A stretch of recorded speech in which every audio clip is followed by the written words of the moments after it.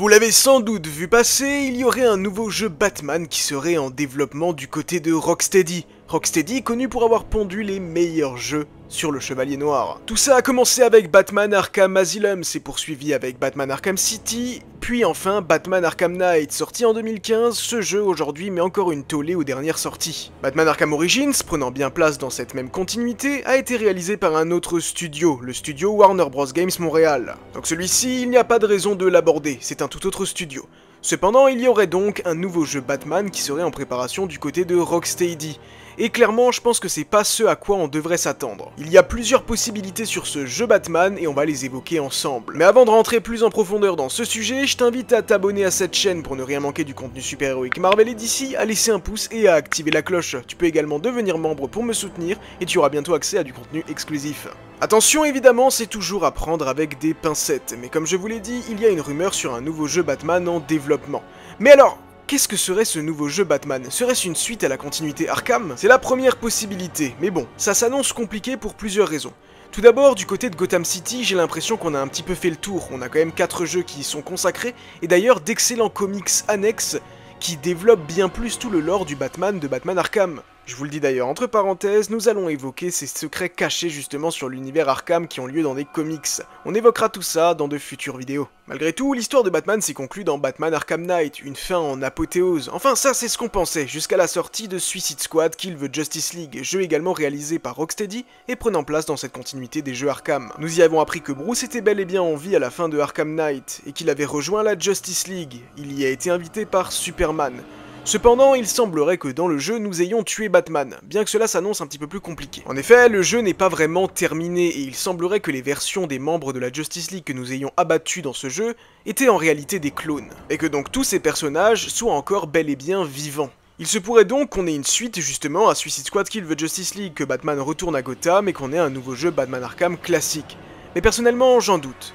Il se peut également qu'il s'agisse du jeu annulé qui devait traiter Damian Wayne. J'ai pas envie de rentrer trop en détail justement sur ce jeu annulé, parce que j'ai vraiment envie d'également en faire une vidéo, parce qu'il y aura beaucoup de choses à dire. Mais bon, ce jeu a été abandonné et a été remplacé plutôt par un jeu Gotham Knights. Jeu Gotham Knights qui est sorti il y a quelques années et qui n'a pas vraiment su conquérir les fans du Chevalier Noir. Donc je doute fortement que ce projet soit réutilisé. Après tout, il ne traitait pas vraiment du Batman de Bruce Wayne, mais comme dit de Damian, ce ne serait peut-être pas une valeur sûre, et j'ai l'impression que Rocksteady, après justement l'échec critique et l'échec financier de Suicide Squad Kill the Justice League, essaye de recréer quelque chose, une valeur sûre. C'est pourquoi le choix de repartir avec un jeu Batman plutôt qu'avec un jeu sur un autre personnage d'ici, où pour le coup on ne serait pas sûr que cela fonctionnerait, bien que, je vous le rappelle, il y a un jeu Wonder Woman en préparation du côté de Monolith. Maintenant comme dit, moi personnellement j'ai beaucoup de mal à croire que ce prochain jeu Batman de Rocksteady sera dans la continuité des jeux Arkham, parce que vraiment, on a vraiment fait le tour. Pour moi, Batman Arkham Knight était le jeu ultime qu'on pouvait faire sur la saga Arkham.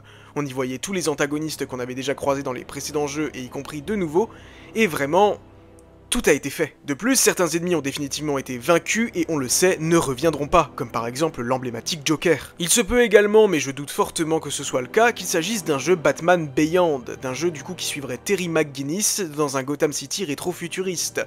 Mais encore une fois, ça pourrait être une prise de risque de la part de Rocksteady. J'ai pas l'impression que c'est vers ça qu'ils veulent se diriger. Après tout, Gotham Knights a été une prise de risque. Même si c'est un autre studio, ils se sont concentrés sur les membres de la Bat Family plutôt que sur Batman. Et le jeu n'a pas été un succès critique ni un succès financier. Bon, il a évidemment énormément de défauts, mais je pense que cela a un petit peu joué. D'un autre côté, on le sait. Le DCU va bientôt commencer et James Gunn souhaite que dans son DC Universe, justement, tout soit connecté.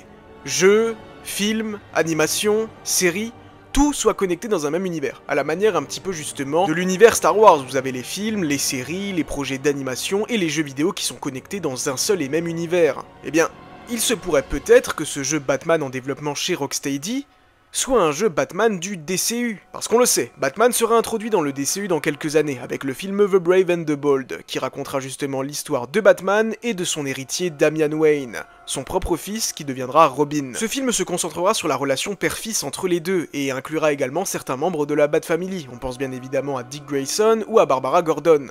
Et quand ce projet a été annoncé, mine de rien, il a fait grincer des dents, pour la simple et bonne raison qu'on s'est dit « Ouais mais là, on arrive clairement sur Damian Wayne et on évince tous les autres Robins qu'il y a eu avant, et même on a l'impression qu'on va avoir un Batman assez âgé, ce qui avait déjà été reproché à l'univers de Snyder, où Ben Affleck était bien plus expérimenté que le Superman de Henry Cavill. Donc ce jeu pourrait très bien être une histoire préquelle à ce Batman.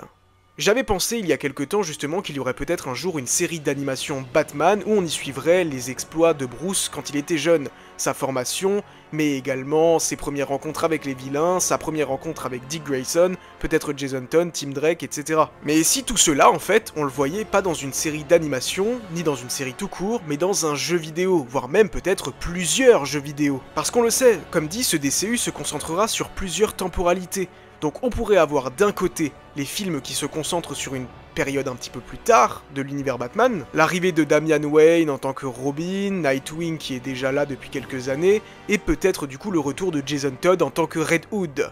Et comme dit, on se concentrerait sur un Bruce Wayne qui a déjà de la bouteille. Et en parallèle, justement, faire des jeux sur la jeunesse de Batman. Et donc ses premières années à Gotham City, ses premières rencontres avec certains vilains qu'on pourrait peut-être exclusivement voir dans les jeux avant peut-être de les voir apparaître sur grand écran. Imaginez qu'on ait un jeu où par exemple, encore une fois, bon l'antagoniste serait le Joker, mais on rencontrerait le Joker et à travers toutes les quêtes secondaires, on rencontrerait par exemple, j'en sais rien moi, la première fois Double Face, le Pingouin, et tous les vilains emblématiques, le Riddler et tous les autres. À côté de ça, on pourrait également y découvrir justement sa rencontre avec Dick Grayson, les autres Robins, peut-être même que Tim Drake serait intégré de cette manière-là, car je pensais qu'il serait évincé, mais peut-être pas si justement il y a un jeu. J'avoue que l'idée est assez séduisante sur le papier. Ça pourrait être vraiment intéressant, parce que pour le coup, on n'aurait même pas nécessairement besoin d'avoir joué au jeu pour comprendre les films, car cela se passerait dans deux temporalités différentes. Non, clairement, si maintenant ça devait être ça le nouveau jeu Batman de Rocksteady, j'avoue que je serais très hypé par cette idée. Et comme dit, cela ne signifie pas qu'on n'aura pas d'autres jeux sur d'autres personnages d'ici, parce que clairement d'autres jeux vidéo sont en préparation. Un jeu Superman, vous inquiétez pas, je suis persuadé que ça finira par arriver un jour. Maintenant, j'ai hâte de voir ce que James Gunn va dire sur tout ça, parce qu'on le sait, justement, il y a quelques temps, on avait eu l'annonce d'un jeu qui prendrait place dans l'univers The Batman, où on y suivrait Robert Pattinson, mais en jeu vidéo. Il a directement démenti. Donc là, je suis curieux de voir s'il va également démentir cette rumeur ou non. N'hésitez pas à me donner votre avis dans les commentaires sur tout ça, dites-moi si vous seriez intéressé justement de voir un jeu Batman par Rocksteady qui prendrait place dans l'univers DCU de James Gunn, et on se donne rendez-vous très bientôt à Gotham City.